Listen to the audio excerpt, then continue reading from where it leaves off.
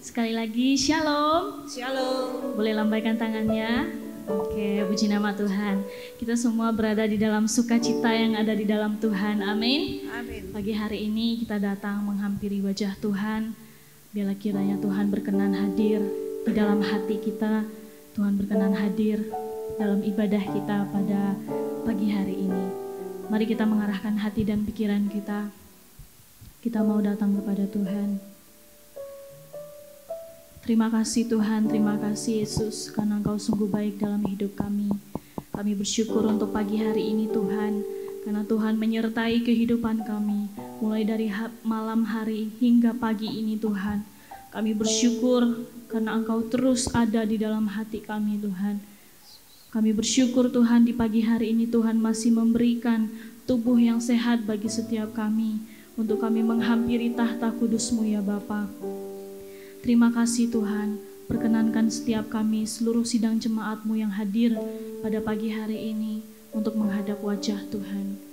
Terima kasih Tuhan, biarlah kami pagi hari ini dipenuhi dengan sukacita yang baru daripada-Mu Tuhan. Kami dipenuhi dengan api yang menyala yang daripada-Mu Tuhan. Roh kami menyala-nyala di dalam Engkau Tuhan untuk memuji, meninggikan nama Tuhan. Bahkan kami mau masuk di dalam hadirat-Mu ya Bapa, untuk kami menerima kebahagiaan yang kekal yang daripada Tuhan. Terima kasih Tuhan, terima kasih. Kami sudah berdoa dan mengucap syukur. Haleluya. Amin. Saya mengundang Bapak Ibu semuanya boleh bangkit berdiri. Kita mau meninggikan nama Tuhan karena Dia sungguh Allah yang baik dalam hidup kita. Haleluya. Mari berikan tepuk tangan untuk Tuhan Yesus, karena Dia yang mengubahkan kehidupan kita.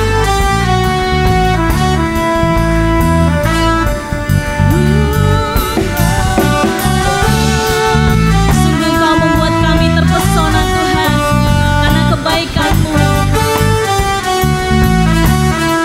Mari bersama-sama kita katakan, sungguh Kau mempesona, sungguh Kau mempesona. Segala perbuatan-Mu hapuskan raguku. Kau buktikan kasih-Mu, mati bagiku, hapuskan dosaku. Sekali lagi, sungguh Kau mempesona, sungguh Kau mempesona. Segala perbuatan-Mu hapuskan raguku. Kau buktikan kasih-Mu, mati bagiku, hapuskan dosaku.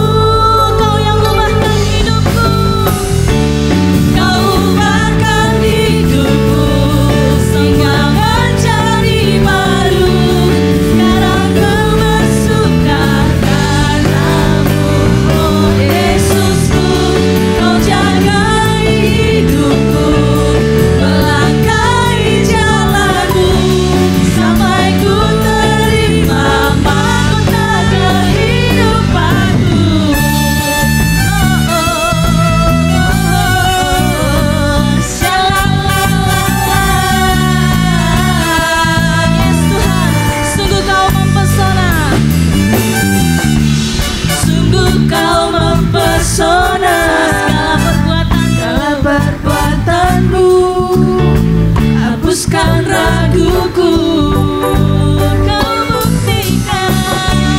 Kau buktikan kasih-Mu, mati bagiku, hapuskan dosaku.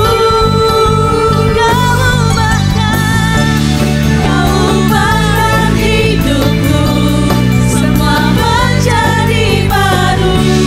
Wajahku bersuka, oh Yesus.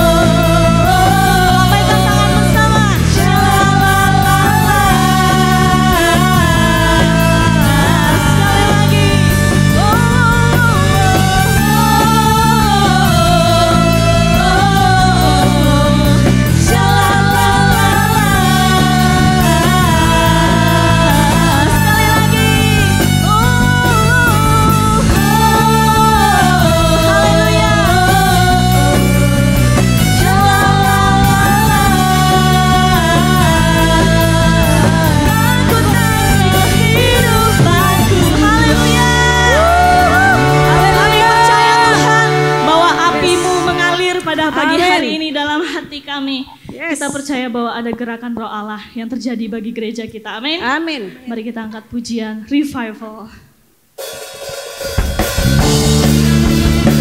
Ya Roh Kudus-Mu, Roh Allah hinggap di dalam hati kami, membakar jiwa kami, membakar roh kami, dan menyala-nyala di dalam Engkau Tuhan. Roh Kudus, Roh Allah, bakar hati dan hidupku, api-Mu bakarku, jadi korban persembahan. Jabari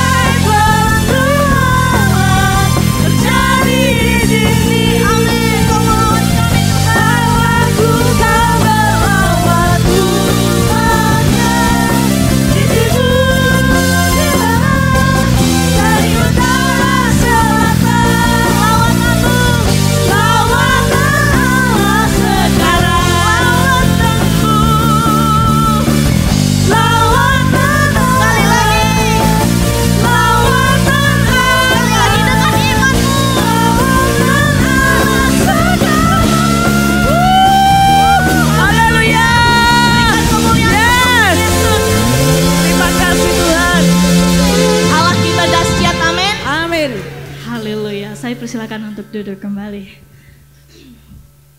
Terima kasih Tuhan karena Engkau menggerakkan hati kami dengan api kudus-Mu Tuhan. Amin.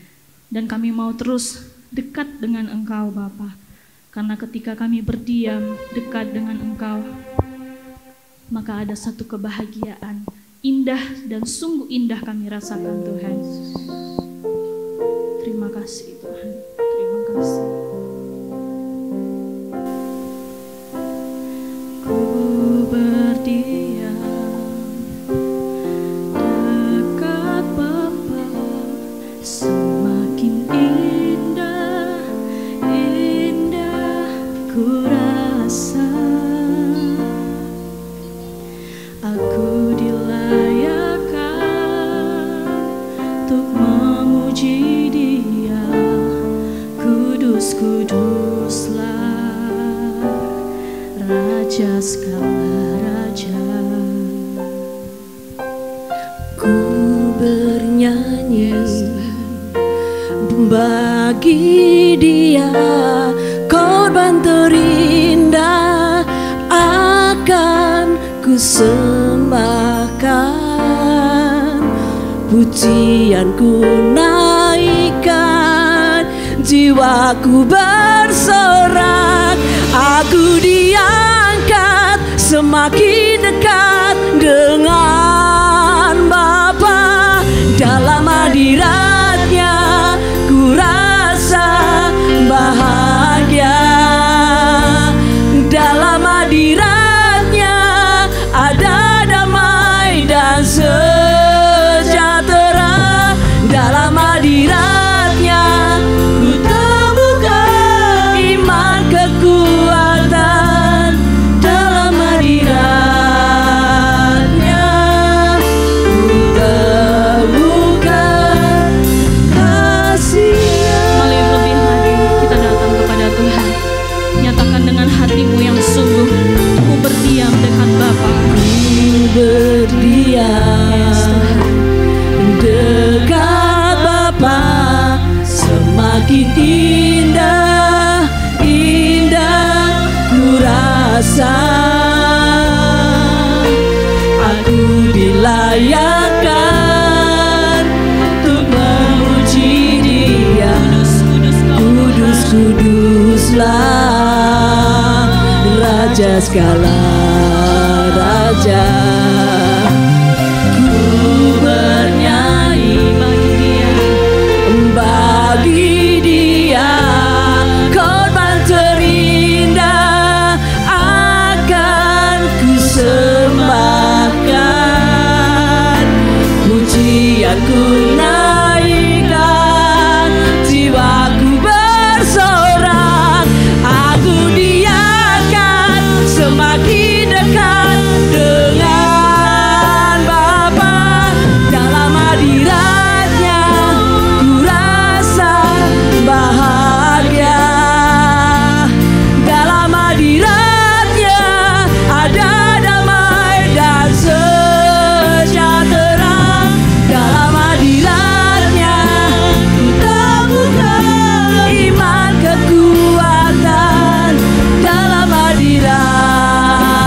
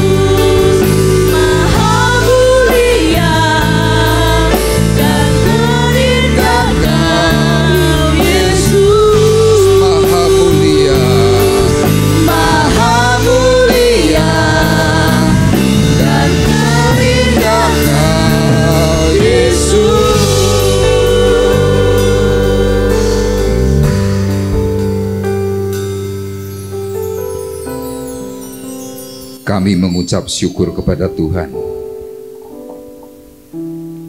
karena pengorbanan Tuhan di kayu salib membuat kami dilayakan, kami dikuduskan dan kami dibenarkan oleh Tuhan. Itulah sebabnya Tuhan, kami pagi hari ini bersama-sama berhimpun. Kami mempermuliakan nama-Mu melalui ibadah yang kami bangun.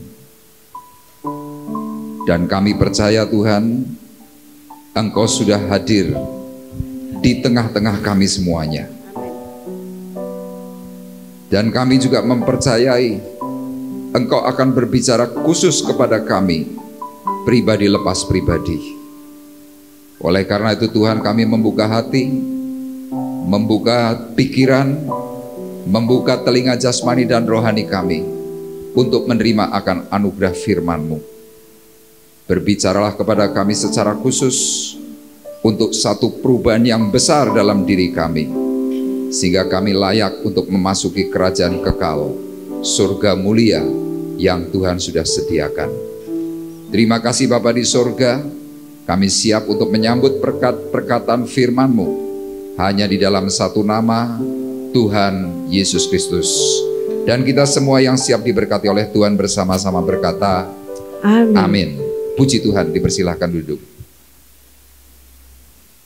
Shalom. Haleluya. Ya, hari ini kita memasuki bulan baru, bulan Oktober, ya tepatnya tanggal 2 Oktober tahun 2022. Ya, tidak terasa 1 tahun hampir berlalu. Nah, Bapak Ibu, minggu yang lalu kita sudah bersama-sama belajar bagaimana kita harus memiliki kembali ketergantungan kepada Tuhan. Ya, kita tahu bahwa kalau kita memiliki ketergantungan kepada Tuhan, maka berkat, maka kasih karunia, maka hal-hal yang baik itu akan kembali dinyatakan oleh Tuhan. Nah, untuk itu kita hari ini akan kembali belajar, melanjutkan pembelajaran perkataan firman Tuhan. Tema kita hari ini adalah hidup kekristenan yang diubahkan. Ya, hidup kekristenan yang diubahkan. Saya memberikan gambarnya adalah orang yang diberi jubah yang baru oleh Tuhan. Ya, kita akan bersama-sama membuka di dalam surat Rasul Paulus kepada sidang jemaat di Korintus. Di dalam 2 Korintus pasalnya yang kelima, ayatnya yang ke-17, satu ayat. Surat 2 Korintus pasal 5 ayat yang ke-17. Kita akan membaca satu ayat ini dengan berdiri.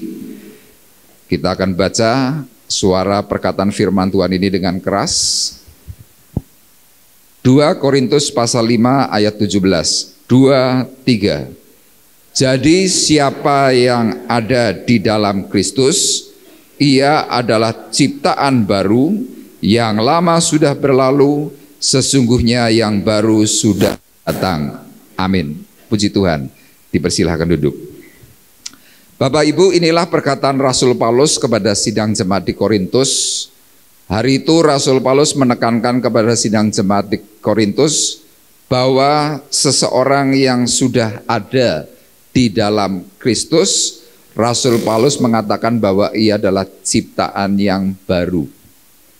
Ya, ciptaan baru itu bukan berarti wajah kita berubah karena dioperasi, penampilan kita berubah karena mungkin pakaian kita yang baru, bukan itu. Tetapi yang dimaksudkan oleh Rasul Paulus adalah ciptaan baru secara roh, secara batin. Kenapa demikian? Karena seseorang yang batinnya, rohnya itu diperbarui oleh Tuhan, yang lama itu akan dihilangkan. Makanya ayat ini berkata yang lama sudah berlalu. Apa saja yang lama yang sudah berlalu? Sakit hati, kekecewaan, hal-hal yang mungkin tidak baik dalam diri kita, itu sudah berlalu. Kenapa? Karena firman ini sekali lagi mengatakan yang baru sudah datang. Nah, Rasul Paulus mengalami satu perubahan besar. Tetapi kalau Bapak Ibu mungkin mendengar cerita tentang keadaan Rasul Paulus, kita mungkin sudah hafal. Kenapa? Karena kita berulang kali sudah membahas kehidupan Rasul Paulus. Tetapi hari ini kita akan belajar dari kehidupan seorang rasul bernama Petrus. Ya, Bapak Ibu juga tahu siapa Rasul Petrus. Rasul Petrus ini adalah seorang yang pernah murtad. Kenapa murtad? Karena dia pernah menyangkal Yesus. Petrus menyangkal Tuhan oleh karena apa? Rasa takutnya. Nah, bukan hanya Petrus ini pernah murtad ketika Tuhan izinkan untuk dia kembali terjun dalam pelayanan, tetapi ternyata dalam pelayanan pun Rasul Petrus ini pernah salah. Ya, di sini saya tuliskan belajar dari kehidupan Rasul Petrus yang pernah murtad dan pernah berselisih paham dengan Paulus. Berkaitan dengan apa? Dengan gaya hidup yang salah. Ya, Bapak Ibu bisa perhatikan seorang rasul, muridnya Tuhan Yesus secara langsung dididik. Terjun dalam pelayanan awalnya baik, tetapi suatu hari Rasul Petrus ini bersama Barnabas, ya akhirnya Barnabas itu hilang dari cerita Alkitab.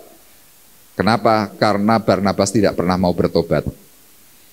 Tetapi Petrus sebagai seorang yang pernah berselisih paham, berselisih pendapat dengan Rasul Paulus, kemudian dia bertobat. Nanti Bapak Ibu bisa baca dalam kitab Galatia pasal 2 ayat 11 sampai dengan ayat 14. Apa yang membuat Paulus marah kepada Petrus? Karena Petrus sebagai seorang rasul, detik itu dia melayani jemaat, ikut-ikutan gaya jemaat. Nah, secara kebetulan gaya jemaat yang hari itu sedang terjadi adalah apa? Mabuk. Seorang rasul yang seharusnya bisa menjadi pemimpin jemaat yang baik, dia malah jatuh di dalam dosa. Dosanya apa? Dosa kemabukan. Nah, nanti Bapak Ibu bisa baca dalam Galatia pasal 2 ayat 11 sampai 14.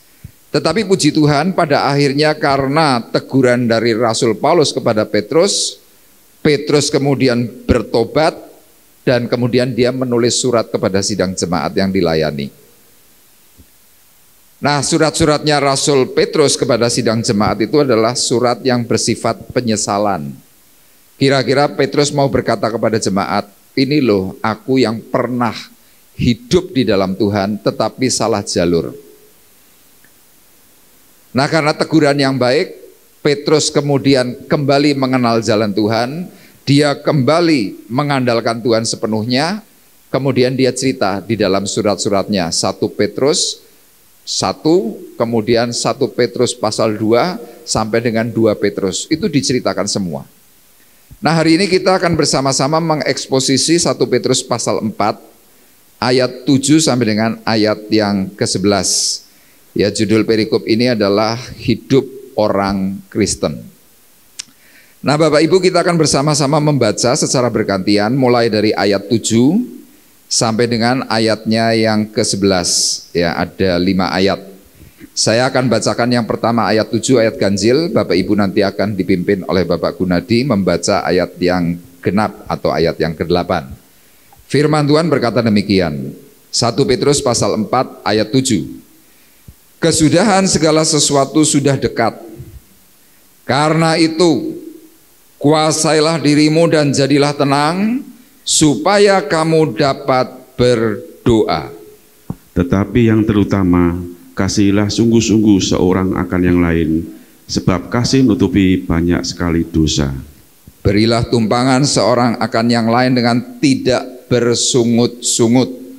Layanilah seorang akan yang lain, sesuai dengan karunia yang telah diperoleh tiap-tiap orang, sebagai pengurus yang baik dari kasih karunia Allah.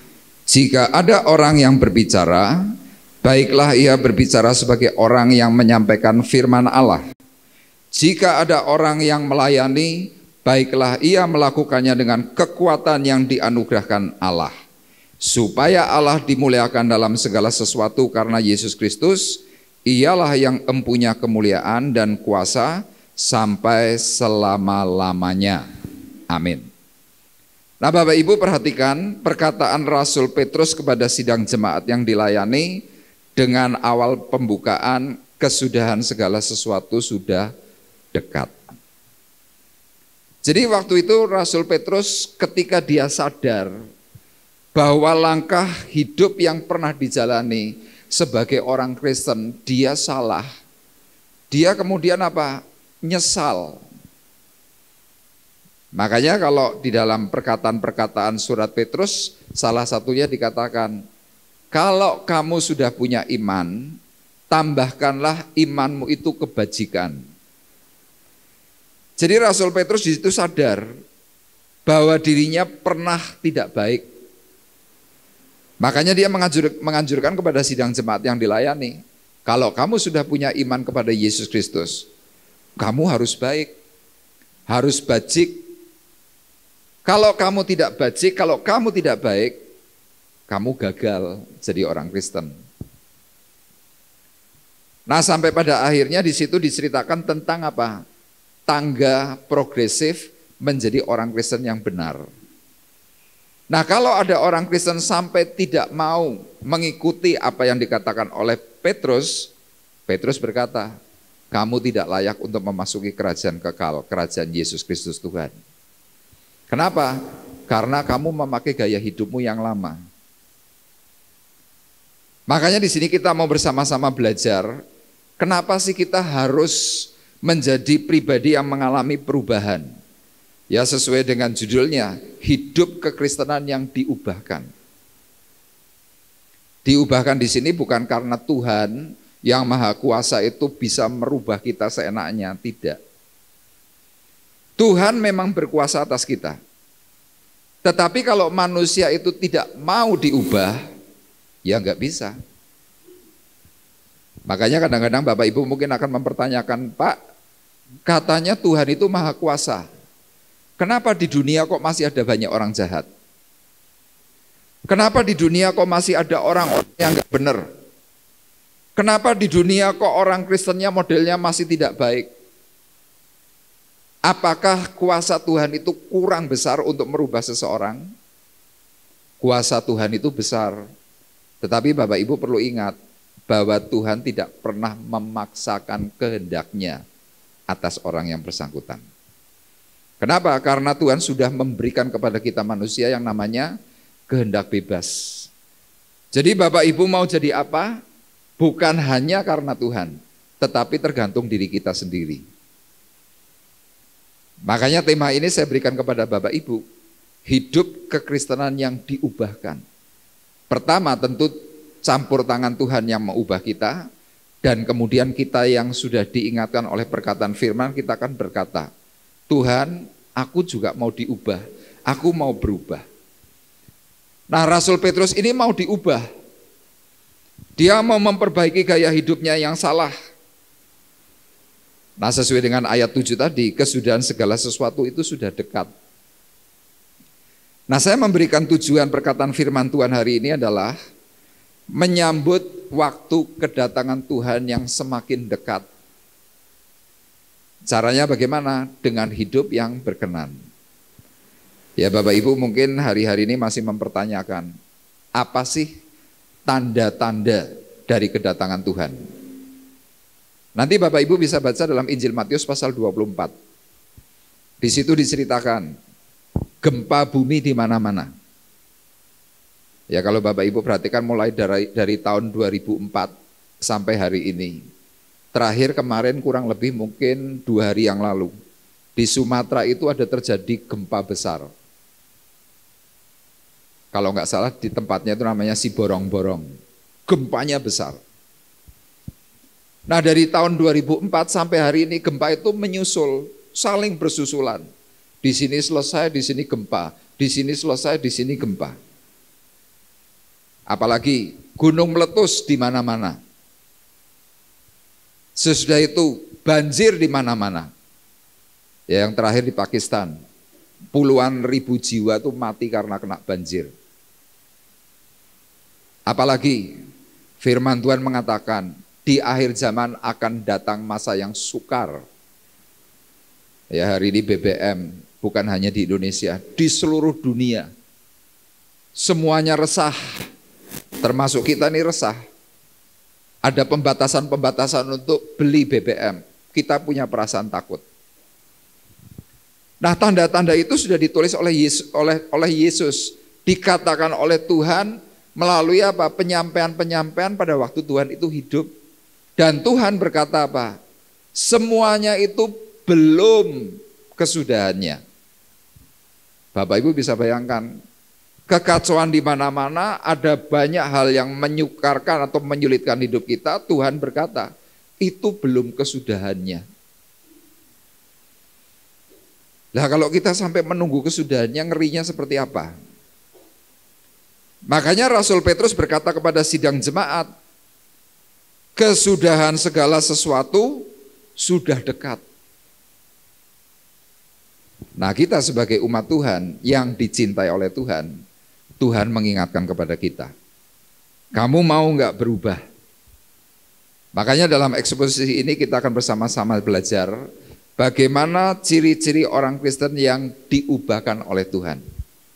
Yang pertama, kita harus mau memperbarui sikap. Ya, sikap hidup kita ini harus diubah. Secara khusus apa? Hati. Nah, Bapak Ibu perhatikan dalam 1 Petrus 4 ayatnya yang ke-7, tolong dibacakan. 1 Petrus 4 ayat yang ke-7. Kesudahan segala sesuatu sudah dekat, karena itu kuasailah dirimu dan jadilah tenang supaya kamu dapat berdoa. Ya, Petrus berkata dengan sangat jelas kepada sidang jemaat yang dilayani, kesudahan segala sesuatu sudah dekat, karena itu. Karena itu artinya apa? Sebuah pemberitahuan. Kalau waktu Tuhan itu sudah dekat, sekarang kamu tak beritahu. Diberitahu tentang apa?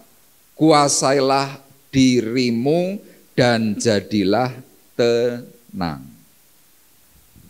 Saudara mungkin akan tanya, Pak, selama ini saya sudah tidak ngamuk loh Pak. Pak, saya sekarang sudah baik-baik, gak seperti dulu. Itu kan perilaku yang di luar. Marah ini kan perilaku luar. Tapi tanpa sadar seringkali kita punya perilaku hati. Firman Tuhan berkata bahwa Tuhan itu nanti akan menghakimi kita semuanya untuk segala sesuatu yang tersembunyi. Termasuk apa? Hatimu, hatiku. Petrus mengingatkan, karena itu kuasailah dirimu. Jadilah tenang. Nah, waktu saya membaca ayat ini, saya mengambil sebuah kesimpulan bahwa kehidupan kita yang lama itu masih ada banyak kelemahan. Ya, saya dan saudara sebagai orang Kristen masih punya banyak kelemahan. Banyak kekurangan. Kita sebagai Kristen, meskipun saya pendeta, meskipun saya sudah hidup di dalam pelayanan, hidup saya tidak sempurna. Hidup Bapak Ibu sebagai pengurus gereja juga belum sempurna. Kenapa? Karena hati kita ini masih punya banyak masalah. Nah, secara khusus masalah kita apa? Kita harus mau berani berkata jujur. Kita masih suka memaksakan kehendak kita kepada orang lain. Kadang-kadang kita mengukurkan orang lain harus seperti aku. Nah, waktu Bapak Ibu mencoba memaksakan kehendakmu atas orang lain, yang menjadi pertanyaan, apakah orang lain itu mau nurut seperti apa yang kamu inginkan? Jawabannya jelas, tidak nurut.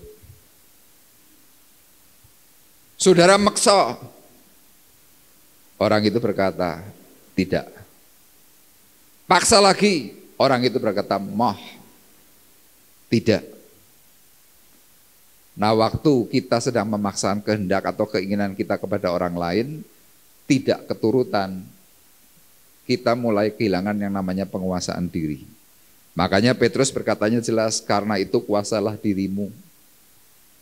Penguasaan diri kita bisa hilang dengan sikap apa? Marah, mutung, benci, jengkel dalam hati. Nah, orang-orang yang seperti ini akhirnya apa? Enggak bisa tenang dalam hidupnya.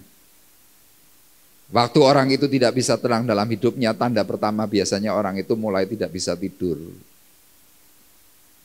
Nanti mulai ngeluh, Aku kok gak bisa tidur ya. Kenapa ya? Padahal saya sudah baca Alkitab, saya sudah doa, tapi kenapa aku tetap tidak bisa tidur? Iya, karena hidup lamamu belum berubah. Engkau memaksakan sesuatu yang tidak bisa engkau ubah berdasarkan keinginan hati. Nah, orang yang sedang tidak menguasai diri kemudian tidak bisa tenang, saya berani pastikan orang itu pasti tidak bisa berdoa. Makanya Bapak Ibu kan sering ngeluh, aku kalau doa kok nggak bisa konsen ya. Kok rasa-rasanya kok angel ya berdoa ya. Kalau tutup mata yang keluar di sini kok gelap sama sliweran kayak ada bintang. Kenapa? Ya itu problem hatimu. Makanya sekali lagi Rasul Petrus berkata apa? Karena itu kuasailah dirimu dan jadilah tenang. Katakan amin. Kuasai diri maka kamu akan tenang. Ya jadi kalau hidup kita ini mau mulai hidup menurut sekehendak Tuhan, tidak lagi menurut standar hatimu, hidupmu pasti mulai berubah. Ya saya ini termasuk orang yang model seperti yang dikatakan oleh Rasul Petrus. Saya ini orang yang termasuk suka meksa orang lain. Termasuk saudara-saudara saya. Akibatnya apa? Dahulu saudara-saudara saya kalau mau ketemu saya wegah. Mesti menghindar. Kenapa? Karena selalu muncul nasihat. Padahal saudara-saudara saya ketika melihat saya memberikan nasihat, mereka batin. Batinnya apa? Allah koyo podo wae. Itu kira-kira. Jadi akhirnya apa? Apa yang kita sampaikan menjadi tidak berguna. Meskipun kita mungkin sudah ibadah, meskipun mungkin kita sudah baca Alkitab, meskipun kita mungkin sudah melakukan hal-hal yang baik. Tapi selama di mana hatimu, pikiranmu, perasaanmu, kehendakmu itu tetap memaksa kepada orang lain tidak akan pernah bisa menerima dirimu dengan apa adanya. Termasuk Rasul Paulus.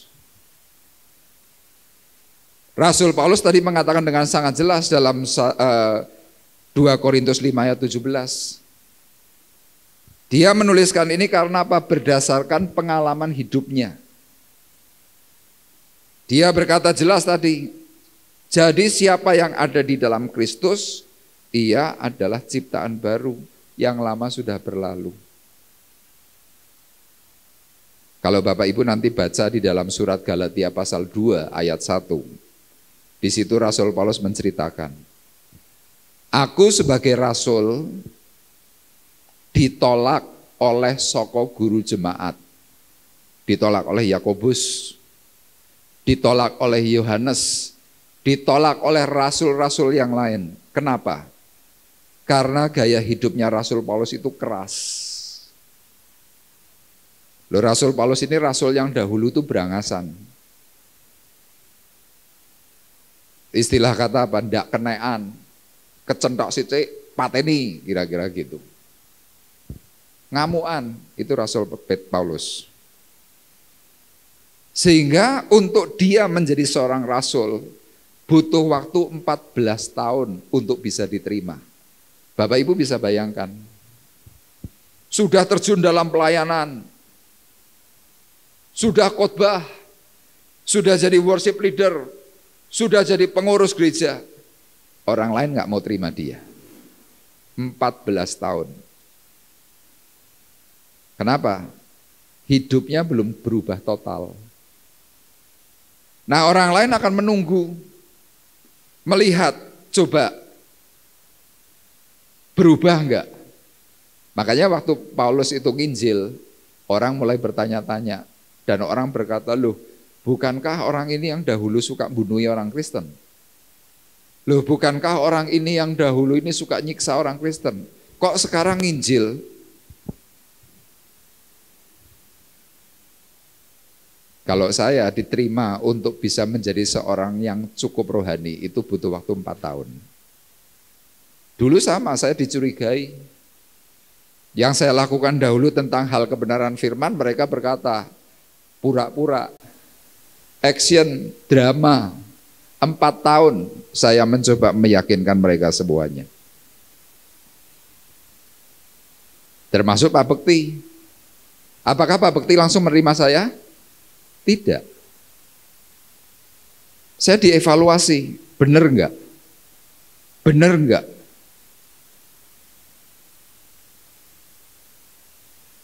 Nah, waktu saya mulai bisa buktikan kepada mereka, saya diterima secara baik.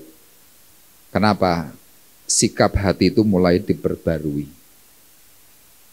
Jadi selama sikap hatimu tidak diperbarui, Anda boleh ngomong kepada semua orang, Yesus hebat, Yesus baik, ayo ke gereja.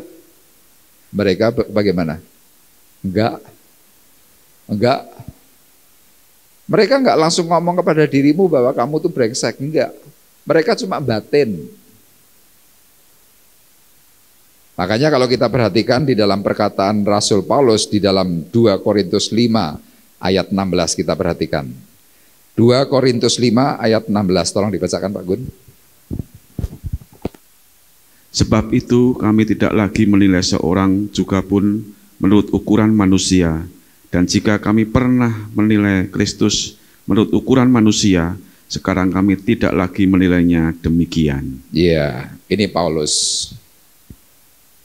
Paulus mengatakan kepada sidang jemaat di Korintus, bagaimana hidupnya dahulu.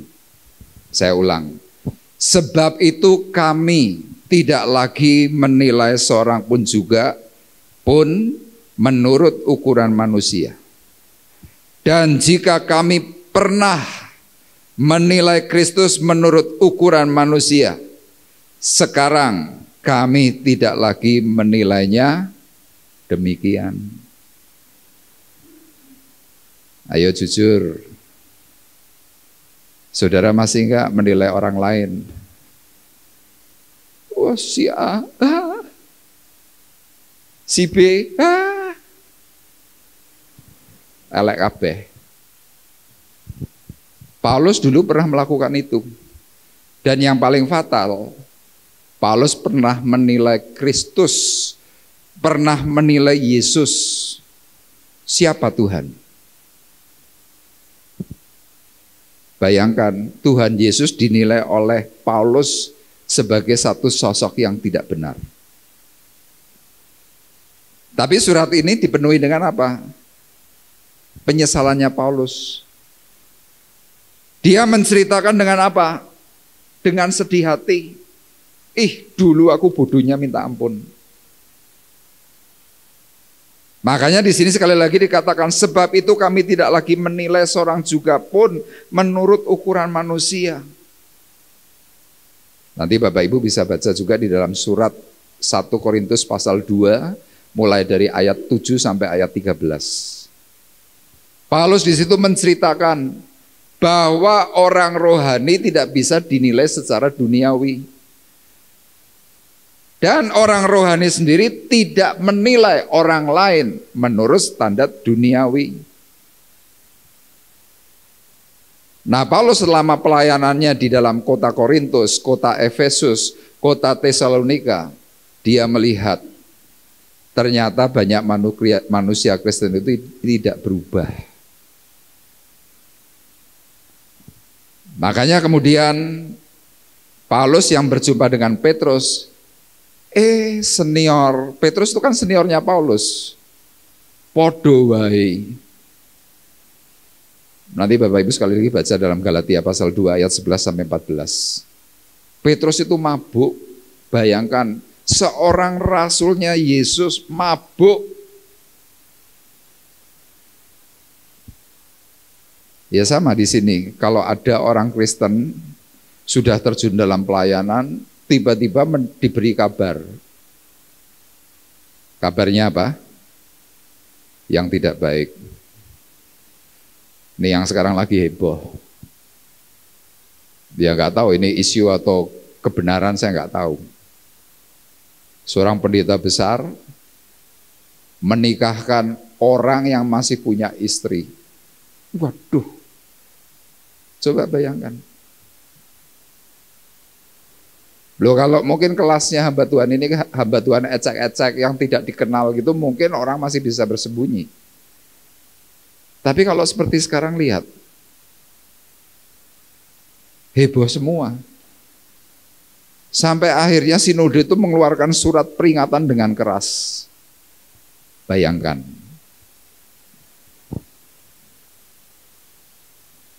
Saya nggak tahu apa yang dipikirkan orang ini.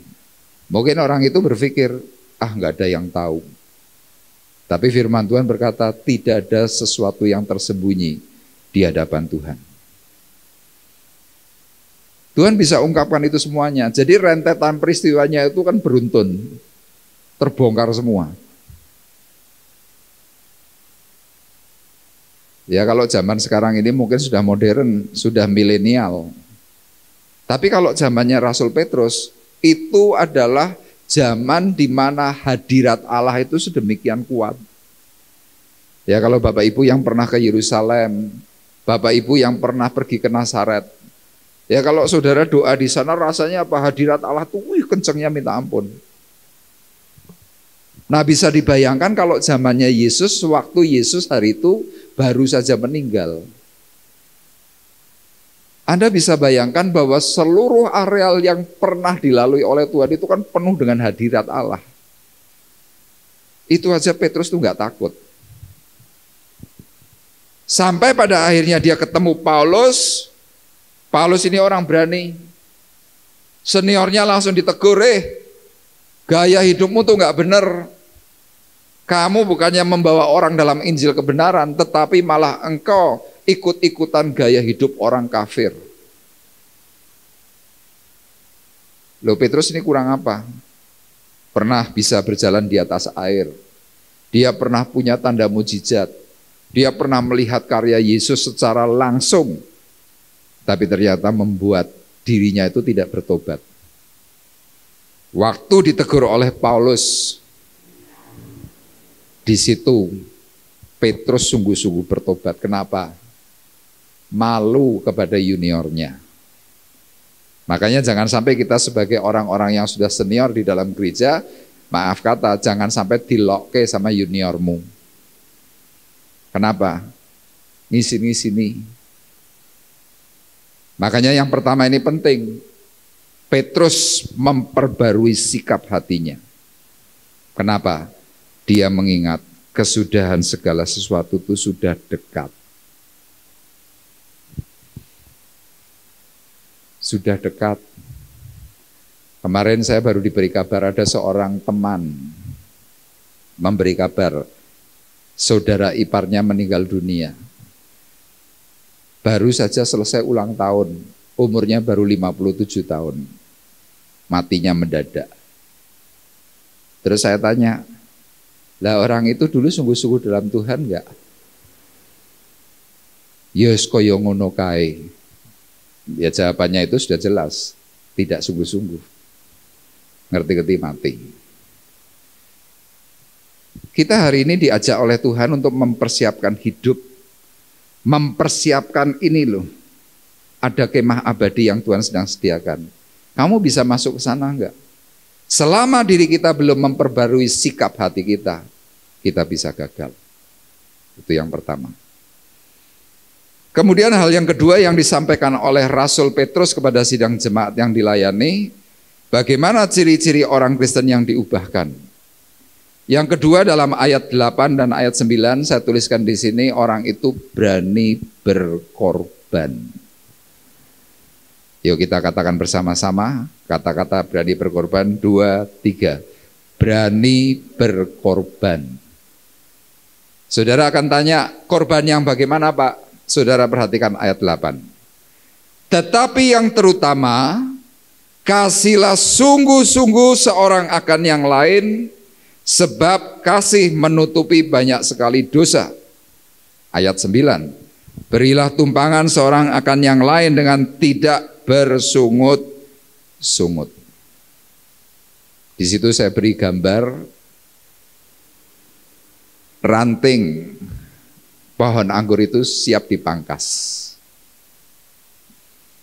Kenapa saya punya inspirasi bahwa ranting pohon anggur itu siap dipangkas? Ya karena firman Tuhan menceritakan kalau ingin engkau berbuah banyak, kalau engkau ingin mengalami sesuatu yang baik, kamu harus siap rela untuk dipotong. Jadi dalam Yohanes pasal 15 diceritakan, akulah pokok anggur, akulah pemiliknya. Siapa yang ingin berbuah banyak harus mau dipotong. Nah kadang Bapak Ibu dipertemukan dengan orang-orang yang khusus. Mungkin itu sahabatmu, itu teman baikmu, itu mungkin mertuamu, orang tuamu, atau siapapun, pokoknya orang dekat. Tiba-tiba Tuhan bisa izinkan orang itu menyakiti dirimu, menyakiti hatimu. Itu diizinkan. Nah waktu engkau mengalami sesuatu dalam batinmu, Tuhan mau melihat. Coba kamu yang sudah Kristen, mau dendam terus atau mau mengampuni? Dan banyak dari kita lebih memilih tidak bisa memaafkan. Petrus berkata, tetapi yang terutama, kasihlah sungguh-sungguh seorang akan yang lain. Kasih. Kenapa? Sebab kasih itu menutupi banyak sekali dosa. Nah kita kadang-kadang tidak sadar bahwa diri kita ini kan sudah ditebus oleh Tuhan, tetapi kan kita nggak kroso. Coba kalau seandainya Tuhan mau berhitung antara Tuhan dengan kita manusia. Misalkan Tuhan mau berhitung pada saya. Tuhan buka buku kehidupannya. Cari nama Paulus Arif Budiono. Wah, Tuhan buka hidup saya yang lama. Peminum, pemabuk, perokok, pejudi, narkoba, macam-macam. Nyolong. Loh, saya jujur aja, saya pernah nyolong. Pernah mencuri. Yang saya curi siapa? Uangnya mama saya. Dulu mama saya itu punya depot di Cilacap namanya Depot Mini. Ramenya minta ampun, itu sekitar tahun 72-73. Zaman dahulu jualannya sate kambing. Sehari itu bisa motong kambing itu bisa 8 ekor. Itu satu hari zaman waktu itu. Duit 25 rupiah kan masih gede itu sekitar tahun 70-an. Saya nakal, kakak saya nakal. Itu ada banyak uang receh. Saya kalau ngambil itu sak genggam. Leboknya Melayu. Buat apa? Judi umbul itu loh. Simbol. Kadang-kadang pergi ke pasar ngapain? Itu saya waktu itu masih SD mungkin. Ada yang namanya judi kopiok itu loh. Kalau di Cilacap itu namanya kipik. Dia pakai dadu gitu, nanti keluarnya 5, 6 atau berapa, itu judi. Coba bayangkan kalau seandainya Tuhanku membuka buku kehidupanku, ditulis di situ maling, agak besar narkoba. Tuhan perhitungan itu, saya berani pastikan saya tidak akan selamat. Nah Bapak Ibu dulu waktu masih kecil, waktu sudah mulai dewasa, waktu belum bertobat, Bapak Ibu pernah ngapain? Coba itu diingat. Jangan kita merasa bahwa, oh aku sudah suci sekarang. Iya, itu suci karena pengorbanan Tuhan di kayu salib. Makanya kalau Tuhan berkata, tetapi yang terutama, kasihlah sungguh-sungguh seorang akan yang lain. Sebab kasih menutupi banyak sekali dosa. Kasih Tuhan itu menutupi dosaku. Kasih Tuhan itu menutupi dosamu, dosa saudara. Coba PowerPoint-nya ditampilkan. Di situ saya tuliskan, Tuhan yang sudah korban terlebih dahulu buat kita, ini bisa menjadi sebuah inspirasi buat kita yang masih sulit untuk korban buat orang lain. Harusnya kita kan punya inspirasi, oh iya ya, Tuhanku sudah korban perasaan buat seorang yang bernama Arif. Perasaan Tuhan yang mangkel Tuhan pangkas ngomong kepada Bapa di surga, Arif aku ampuni.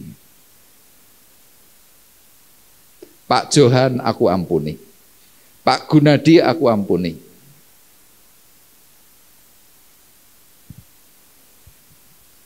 Tapi kenapa kita kadang-kadang untuk korban perasaan buat orang lain kok kita bekengkeng mengatakan ora iso? Kalau kita tidak berani berkorban, Tuhan ingatkan, dosamu pun bisa diperhitungkan kembali oleh Tuhan dan kau tidak akan pernah bisa selamat. Loh Pak, kalau begitu kalau aku harus korban perasaan itu untuk apa sih Pak? Untuk membalas kebaikannya, kasih karunia-Nya Tuhan. Jadi kalau saya mau korbankan perasaan saya, ya wis lah ora apa-apa. Itu hanya untuk membalas kebaikannya, kasih karunia Tuhan. Kenapa? Saya sudah mendapatkan kasih karunia. Kalau saya tidak mendapatkan kasih karunia, saya sudah dihabisi oleh Tuhan dari kemarin. Kenapa? Dosa.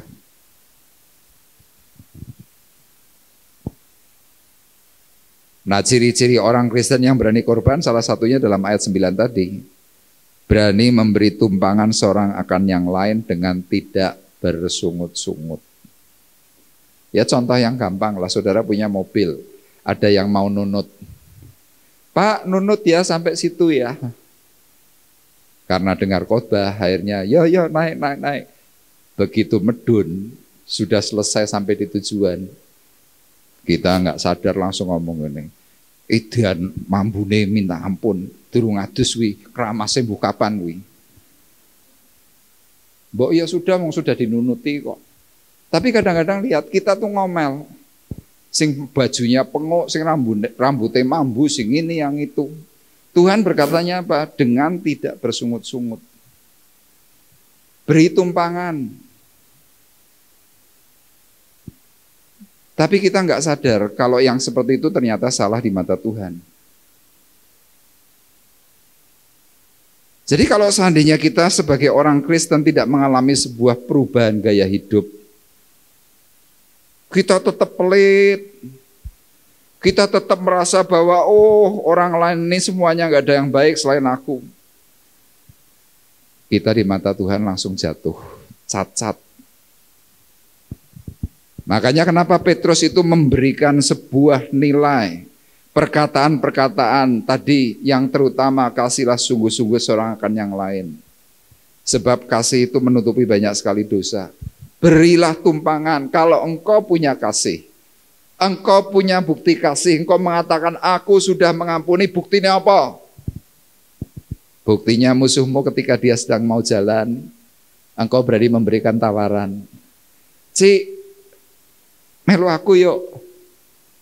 Waktu saudara berkata begitu, malaikat di surga langsung wah. Amin apa amin? Harusnya begitu. Tapi kalau kita melihat musuh kita kadang-kadang gini, buang muka. Kadang-kadang meludah. Malaikat di surga langsung bertopang dagu gini. Nanti yang muncul malaikat maut. Saudara pernah lihat gambar malaikat pakai kerudung, kemudian sebelah kirinya pakai tiang, pakai pisau yang model kayak celurit gitu sambil gini. Itu malaikat itu akan menanti dirimu yang sedang tidak mau mengampuni.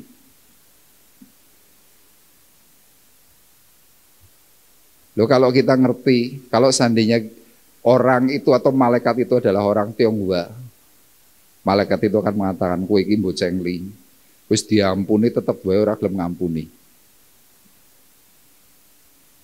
Makanya apa? Petrus berbagi pengalaman dengan segala penyesalannya. Salah satunya hal yang Petrus kenapa kok nulis begini, kenapa? Kalau Bapak Ibu ingat waktu Yesus mau ditangkap, Petrus berkata kepada Yesus apa? Tuhan, aku membawa pedang. Waktu mau ditangkap tiba-tiba langsung cerek.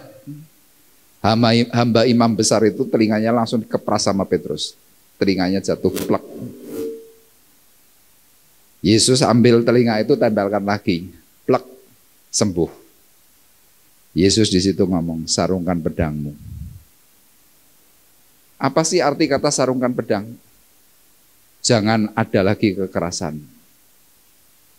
Sarungkan pedang, jangan ada lagi kebencian. Tuhan sudah memberikan isyarat. Makanya ketika hari itu Petrus mengingat evaluasi hidupnya yang dulu, dia langsung nulis, tetapi yang terutama, kasihlah sungguh-sungguh seorang akan yang lain, sebab kasih menutupi banyak sekali dosa. Yang setuju katakan amin. Loh, Petrus ini nyesal. Oh ya, disi aku berangasan ya.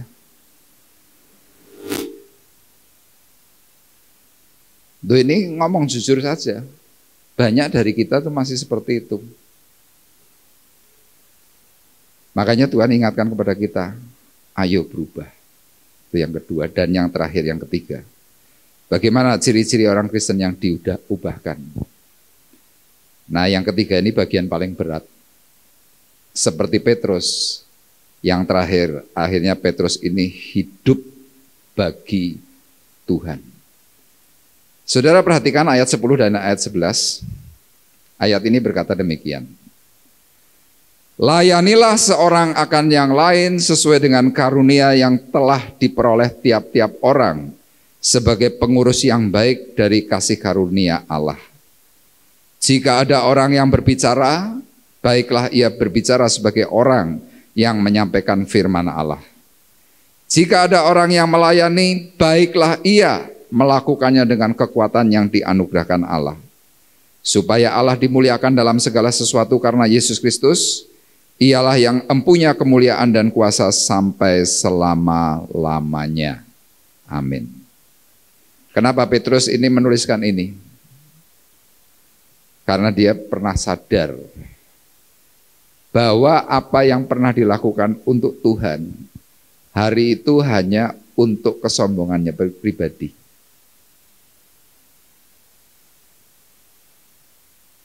Nah, orang sombong seperti Petrus, Tuhan uji dengan cara apa? Pada waktu ada masalah. Nah, hari itu yang terjadi, Yesus mau ditangkap, Petrus ini ngikuti dari jauh. Kemudian ada hamba perempuan berkata kepada Petrus, "Loh, kamu bukankah orang yang biasa dengan Yesus orang Nazaret itu?"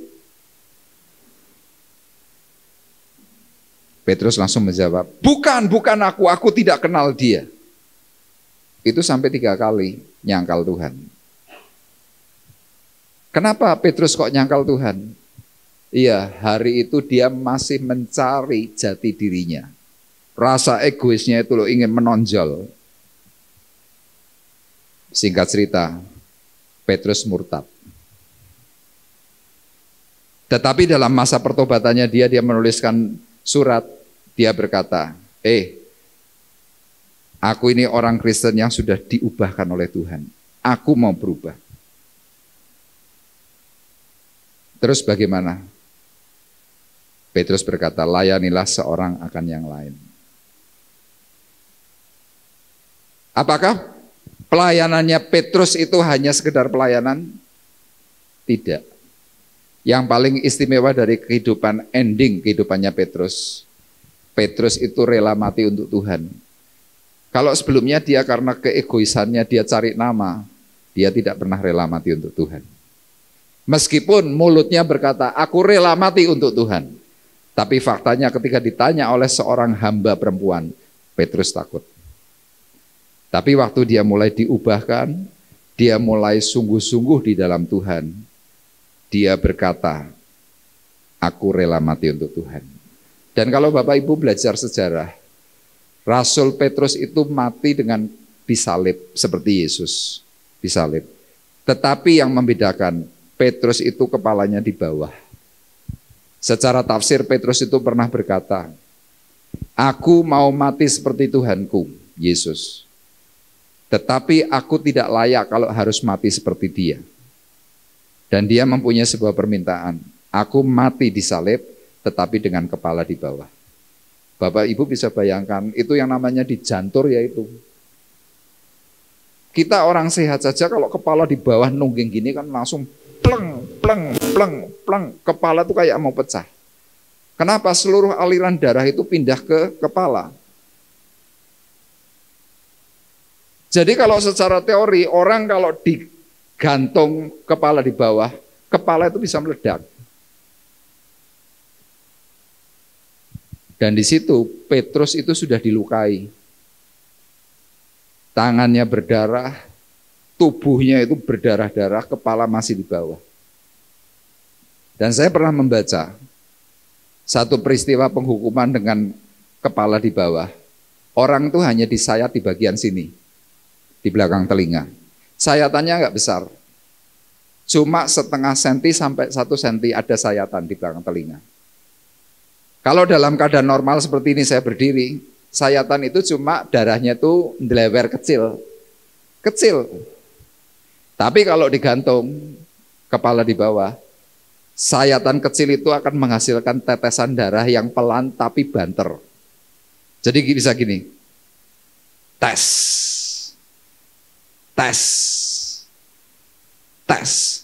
Itu penyiksaan yang paling sakit.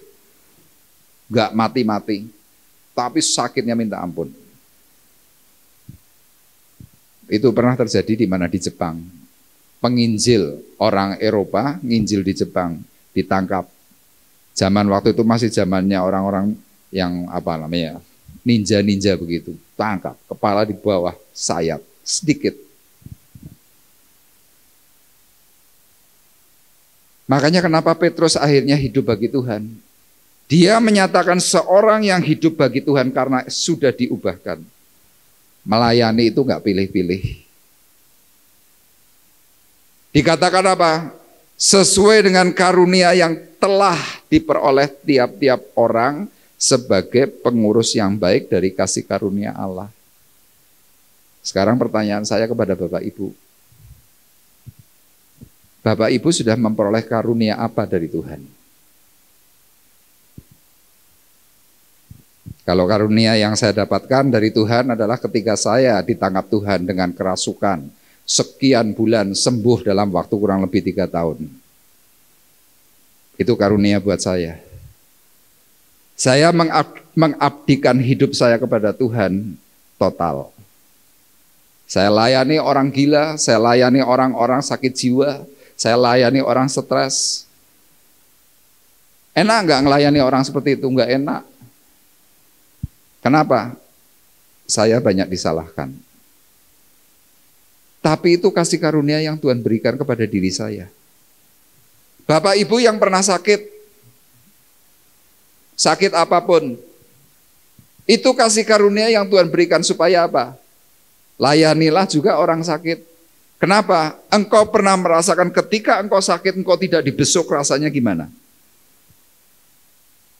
Makanya ketika engkau ingat itu, engkau akan besuk orang sakit. Kenapa? Saudara hanya bisa memberikan satu perkataan. Bu, Pak, enggak dibesuk, enggak apa-apa. Tuhan tetap baik. Saya datang untuk berdoa kepada Tuhan untuk Bapak Ibu. Itu kasih karunia yang Tuhan berikan kepada dirimu. Dikatakan jelas sebagai pengurus yang baik dari kasih karunia. Sama kalau saudara hari ini punya duit. Itu kasih karunia enggak? Halo? Kasih karunia. Engkau bisa menikmati duitmu, berbagilah dengan orang-orang susah. Kenapa? Engkau pengurus yang baik dari kasih karunia. Apalagi banyak. Makanya dalam setiap peristiwa, firman Tuhan mencatat. Daud mencatat. Apa catatan yang diberikan? Setiap peristiwa itu mengandung makna. Apapun itu. Tapi bagi kita yang belum mengenal kasih karunia Tuhan itu, kita berkata, kehebatan itu kan aku sendiri memang hebat. Saya berkata tidak, itu kasih karunia. Nah, salah satu tanda orang yang hidup bagi Tuhan, yang mau melayani seorang akan yang lain, dalam ayat 11 dikatakan apa?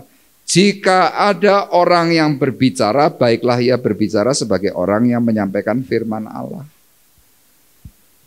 Istilah kata kalau dalam bahasa simpelnya apa? Ngomong kuwi sing bener. Kowe nek ngomong sing bener, kira-kira gitu.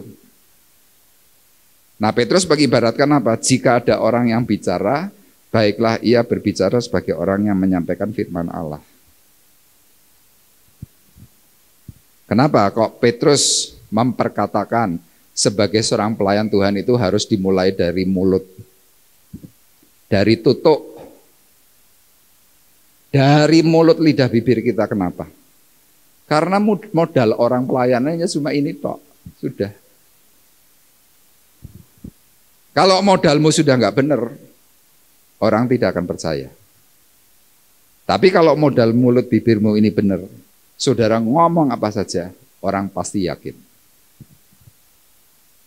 Makanya kalau kita yang suka masih bohong, hati-hati. Engkau mungkin punya karunia-karunia yang macam-macam tapi bohong, langsung ora payu. Kita sering bohong nggak? Sering, terutama dalam pelayanan. Bohongnya bagaimana? Contoh, saya diberi tugas, tapi karena sesuatu hal, saya membatalkan tugas itu. Sesaat kelihatannya, waktu saya melakukan itu tidak apa-apa. Tapi Bapak Ibu saya beritahu, betapa kecewanya Tuhanmu atas perilaku itu. Itu yang dikatakan oleh Rasul Paulus, oleh Rasul Petrus, jika ada orang yang berbicara, baiklah ia berbicara sebagai orang yang menyampaikan firman.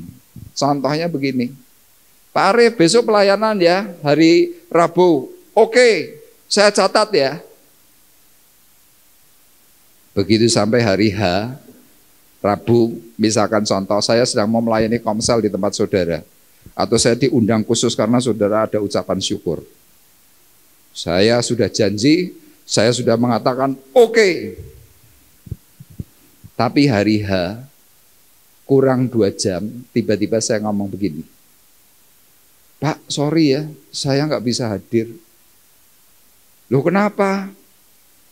Ini penting, saya mau nganter istri saya. Loh kemana? Belanja. Loh Pak, belanja memangnya nggak bisa ditunda. Loh melayani keluarga kan penting. Saya mau tanya kepada Bapak Ibu, kalau ada peristiwa seperti itu, Bapak Ibu mangkel kepada saya nggak? Halo? Bapak Ibu mangkel nggak kalau saya seperti itu? Pasti mangkel lah. Kalau saya membuat mangkel Bapak Ibu, coba Bapak Ibu mulai bikin sebuah evaluasi. Betapa mangkelnya Tuhan yang sedang menanti-nantikan dirimu mau pelayanan ngerti batal. Lo sudah dijadwal lo 1 bulan lo. Lo sudah janji lo aku mau pelayanan lo. Ngerti-ngerti batal. Ya kalau batal itu cuma sekali, berulang kali. Kita waktu membaca ayat 11 kita mungkin punya sebuah argumentasi. Pak, ayat ini kan bicara tentang orang kalau ngomong yang benar soal kebohongan sehari-hari. Bukan.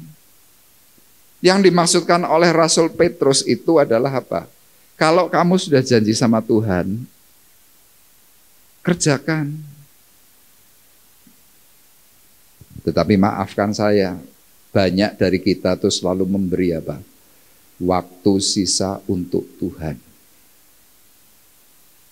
Tuhan cuma diberi waktu sisa kita. Nak kober ya telayani, kalau enggak ya sudah. Kan Tuhan Maha Pengampun, Tuhan Maha Besar. Ngerti keadaan saya. Ya memang Tuhan tahu. Tapi seringkali kita menjadi orang yang gagal. Saudara bisa bayangkan, Kalau saya sebagai hamba Tuhan di tempat ini, saya hanya memberikan sisa waktu saya untuk gereja di tempat ini. Saudara pasti langsung ngecap kepada saya, pendetone pelayanannya orang niat. Sama, Tuhan juga bisa menilai saya, Arif pelayanannya orang niat. Bisa nggak sekali waktu saya dicutik, tik, ditendang sama Tuhan? Sangat mudah, bisa. Sama di pemandangan Tuhan ketika kita sedang tidak mengutamakan Tuhan dalam aspek hidup. Seperti halnya Petrus detik itu. Petrus itu pernah gagal. Tapi ketika dia sadar diri di masa dia mulai tua, dia berbalik, dia kembali menyerahkan semuanya kepada Tuhan. Dia tulis kepada sidang jemaat. Yang terakhir tadi dikatakan apa? Hidupnya bagi Tuhan. Yang terakhir kita akan lihat dalam 2 Timotius 4 ayat 1 dan 2. Kita perhatikan. Nanti saya ajak Bapak Ibu membaca dalam ayat yang kedua. Tolong ditampilkan. 2 Timotius 4 ayat 1 dan ayat 2. Firman Tuhan berkata demikian. Di hadapan Allah dan Kristus Yesus yang akan menghakimi orang yang hidup dan yang mati, aku berpesan dengan sungguh-sungguh kepadamu demi pernyataannya dan demi kerajaannya. Bersama-sama ayat 2. Beritakanlah firman, siap sedialah baik atau tidak baik waktunya. Nyatakanlah apa yang salah, tegurlah dan nasihatkanlah dengan segala kesabaran dan pengajaran.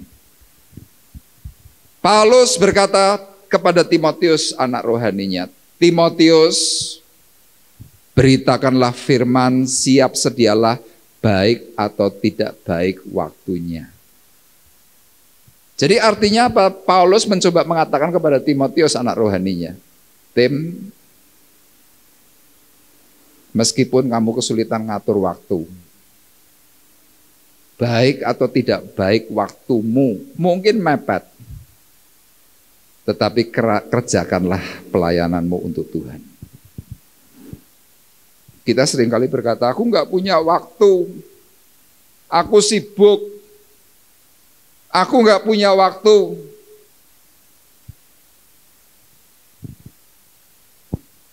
Tapi Bapak Ibu perlu tahu, di hadapan Tuhan, Tuhan sudah beri waktu yang terbaik untuk hidupmu. Sudah. Tapi kalau engkau selalu berkata, aku tidak punya waktu untuk Tuhan. Bapak Ibu saya ingatkan suatu hari Tuhan pun bisa tidak punya waktu untukmu. Loh, saya berani ngomong begini kenapa? Saya banyak melayani orang-orang yang sedang menghadapi segala sesuatu yang tidak baik, termasuk waktu di ICU. Loh benar. Kadang orang itu sedang membutuhkan bantuan. Maaf, nyari hamba Tuhan tuh gak ada yang datang. Saudara bisa bayangkan kalau orang dalam keadaan sakit yang parah di dalam kamar ICU, cari hamba Tuhan tidak ada yang datang. Loh, apakah hamba Tuhan itu gak kenal? Kenal. Tapi gak ada yang bisa. Saya kadang-kadang berpikir, Tuhan kadang izinkan kalau kamu sedang tidak mau cari Tuhan, firman Tuhan sudah mencatat, Tuhan pun kadang tidak mau ditemui. Makanya mari pagi hari ini bersama-sama kita kembali mengingat bahwa kita sebagai Kristen itu sudah lama. Tetapi pertanyaannya, sudah diubah atau belum? Dan firman pagi hari ini mengingatkan kepada kita semuanya, biarlah firman itu hidup, firman itu menyelamatkan kita semuanya. Amin. Tuhan memberkati. Kita akan menaikkan satu pujian, oleh kuasa darah-Mu, ku menjadi ciptaan yang baru. Haleluya.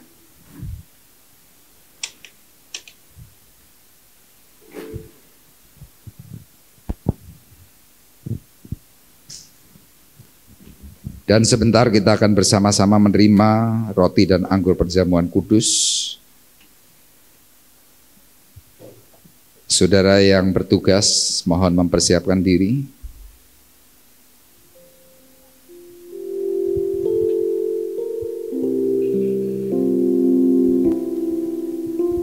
Saat ku masuk ke hadirat-Mu, bawa persembahan ke tempat kudus-Mu. Pujian ku naikkan, sembah ku berikan bagi-Mu Allah yang mulia. Kau layakkan ku menghampiri-Mu, melihat tata kemuliaan-Mu Tuhan.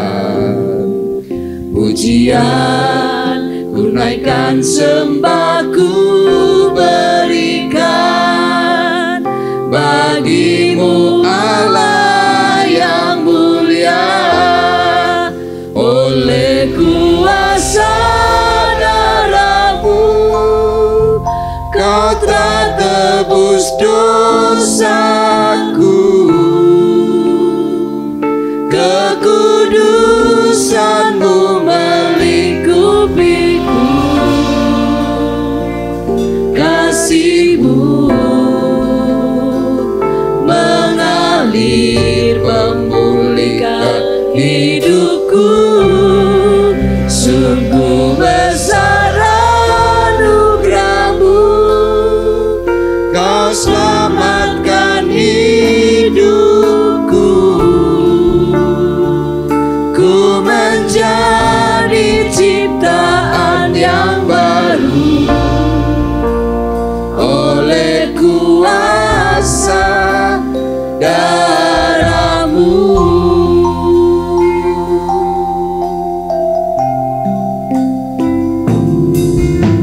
Saat ku masuk ke hadirat-Mu, bawa persembahan ke tempat kudus-Mu.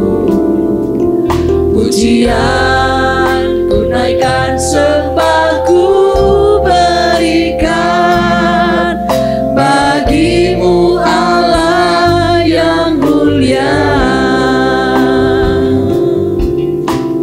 Kau layakkan ku menghampiri-Mu, melihat tata kemuliaan-Mu Tuhan. Pujian ku naikkan, sembah ku berikan bagi-Mu Allah yang mulia. Oleh kuasa darah-Mu, Kau telah tebus dosaku. Kekudusan-Mu melingkupiku,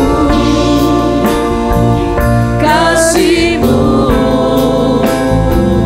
mengalir memulihkan hidupku.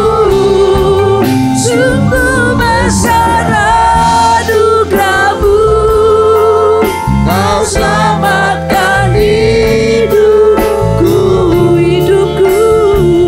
Ku menjadi ciptaan yang baru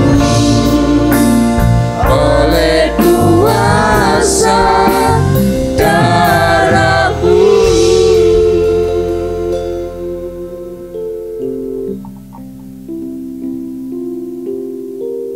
Kami bersyukur Tuhan,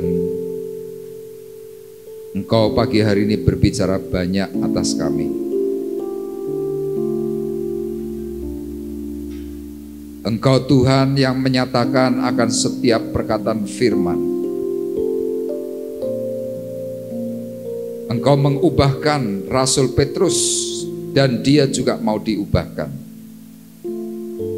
Petrus menjadi ciptaan yang baru oleh karena kuasa pengorbanan darah-Mu yang kudus. Tuhan, pagi hari ini ketika Engkau berhenti berbicara, Engkau mengingatkan kepada kami semuanya bahwa ada pengorbananmu di kayu salib 2000 tahun yang lalu yang menjadikan kami diselamatkan karena kami percaya kepada Tuhan. Biarlah itu kembali kami teguhkan, kami mau ingat, kami kembali mau menerima akan roti dan anggur perjamuan sebagai lambang substitusi, pengganti, di mana roti adalah lambang daripada tubuhmu, anggur adalah lambang daripada darahmu yang kudus yang menyucikan hidup kami. Dan pagi hari ini Tuhan, kami sebentar akan menerimanya. Untuk itu Tuhan, Kau kuduskan roti dan anggur perjamuan, kuduskan akan pelayan-pelayan-Mu yang sebentar melayani. Layakan kami Tuhan sehingga impartasi yang terbaik yang dicurahkan dari surga untuk kami sidang jemaat Tuhan. Berkati semuanya. Melalui roti dan anggur kami percaya yang sakit disembuhkan. Amin. Yang mengalami kelemahan Tuhan beri kekuatan. Yang memerlukan penghiburan Tuhan beri sukacita, damai sejahtera. Dan kami siap menerimanya Tuhan dengan ucapan syukur di dalam nama Tuhan Yesus Kristus. Haleluya.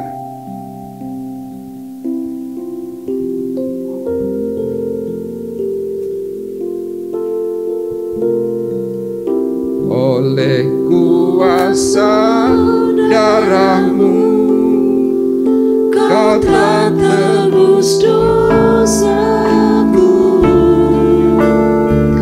kekudusan-Mu melingkupiku,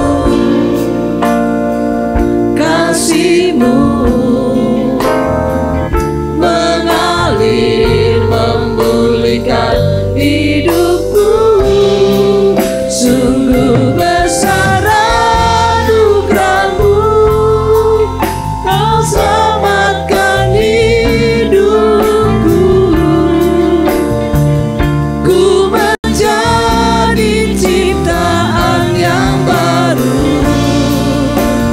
oleh kuasa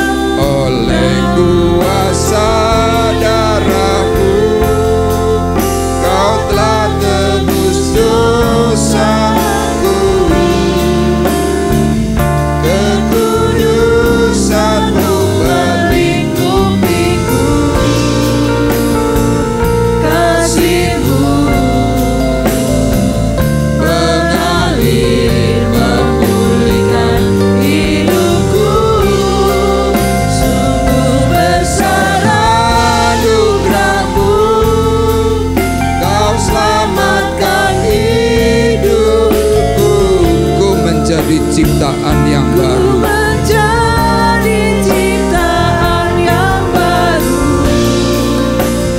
oleh kuasa darah-Mu.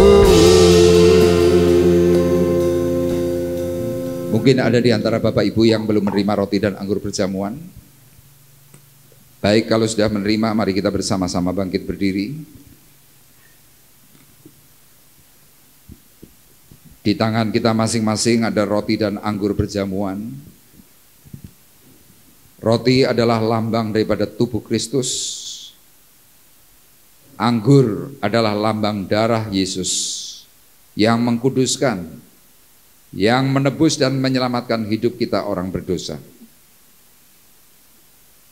Dan marilah kita dengan kusuk mengingat akan pengorbanan Tuhan di kayu salib. Dan terima perkataan firman Tuhan, sebab apa yang telah kuteruskan kepadamu telah aku terima dari Tuhan, yaitu bahwa Tuhan Yesus pada malam waktu ia diserahkan, ia mengambil roti. Dan sesudah itu ia mengucap syukur atasnya, ia memecah-mecahkannya dan berkata, inilah tubuhku yang diserahkan bagi kamu, perbuatlah ini menjadi peringatan akan aku. Demikian juga ia mengambil cawan, sesudah makan lalu ia berkata, cawan ini adalah cawan perjanjian baru yang dimeteraikan oleh darahku. Perbuatlah ini setiap kali kamu meminumnya menjadi peringatan akan aku. Sidang jemaat Tuhan terkasih, marilah kita bersama-sama mengangkat roti lebih tinggi dari kepala kita masing-masing dan terima berkat perkataan firman-Nya. Karena roti adalah satu, maka kita sekalipun banyak adalah satu tubuh. Karena kita semua mendapat bagian dalam roti yang satu itu. Bukankah roti yang kita pecah-pecahkan adalah persekutuan dengan tubuh Kristus? Amin. Amin. Dalam nama Tuhan Yesus Kristus kita makan bersama-sama.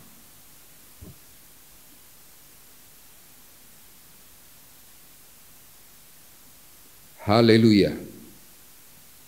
Dan marilah kita bersama-sama mengangkat cawan berkat lebih tinggi dari kepala kita masing-masing. Dan terimalah perkataan firman-Nya. Aku berbicara kepadamu sebagai orang-orang yang bijaksana. Pertimbangkanlah sendiri apa yang aku katakan. Bukankah cawan pengucapan syukur yang atasnya kita ucapkan syukur adalah persekutuan dengan darah Kristus? Amin. Dalam nama Tuhan Yesus Kristus kita minum bersama-sama. Haleluya.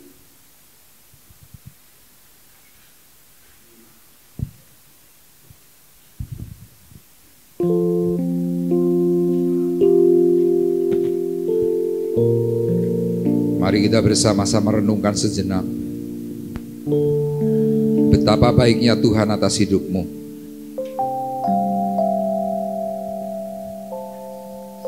Paulus yang dosanya diampuni, dia menyerahkan hidupnya untuk Tuhan. Petrus yang juga diampuni dosanya, dia diberi kesempatan untuk kembali melayani Tuhan. Dua orang rasul ini pada akhirnya menjadi rasul yang besar.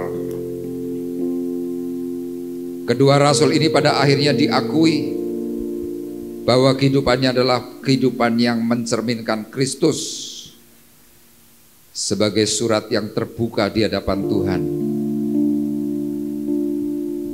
Paulus berkata, aku telah mengakhiri pertandingan iman dengan baik, dan aku akan menerima mahkota kebenaran yang disediakan oleh Tuhan untuk aku dan setiap orang yang percaya kepada Dia. Mari di waktu-waktu yang sudah semakin dekat dengan waktu kedatangan Tuhan, persiapkan hatimu, persiapkan hidupmu, persiapkan seluruh pikiranmu kepada Tuhan. Karena kesudahan segala sesuatu sudah dekat. Ampuni kami Tuhan ketika kami belum mengambil satu sikap yang sungguh di hadapan-Mu. Biarlah mulai hari ini dengan apa yang Kau nyatakan, kami mau diubahkan. Kami mau dibentuk ulang menjadi ciptaan yang baru. Terima kasih. Oleh kuasa darah-Mu, Kau telah tebus dosaku. Kekudusan-Mu melingkupiku. Kasih-Mu mengalir memulihkan hidupku. Sungguh besar anugerah-Mu, Kau selamatkan hidupku. Ku menjadi ciptaan yang baru. Ku menjadi ciptaan yang baru. Oleh kuasa darah-Mu. Terima kasih Tuhan. Syukur kami naikkan atas pengorbanan Tuhan di kayu salib. Dan hari ini Tuhan, dari pengorbanan-Mu kami mau membalas akan setiap kebaikan yang Tuhan sudah nyatakan. Melalui sebentar Tuhan, kami akan mengembalikan korban persepuluhan. Kami akan memberikan Tuhan persembahan yang baik, yang terbaik untuk pekerjaan rumah Tuhan di tempat ini. Karena kami percaya Tuhan, ketika kami menabur, kami memberi, maka Engkau akan kembalikan berkali lipat. Amin. Karena kami tahu Allah kami adalah Allah yang tidak pernah berhutang. Amin. Memberkati Tuhan akan sidang jemaat-Mu, memberkati petugas kolektan yang sebentar akan menjalankannya. Di dalam berkat nama Tuhan Yesus Kristus, kami berdoa mengucapkan syukur. Haleluya. Amin. Bapak Ibu dipersilakan duduk, kita akan memberikan korban persembahan yang terbaik. Saya serahkan.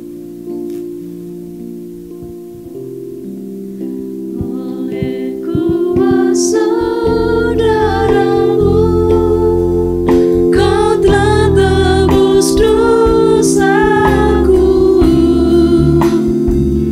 kekudusanmu melingkupiku, kasihmu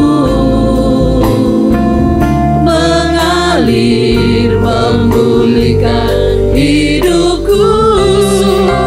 Sungguh besar anugerahmu, kau selamatkan hidupku. Ku menjadi ciptaan yang baru oleh kuasa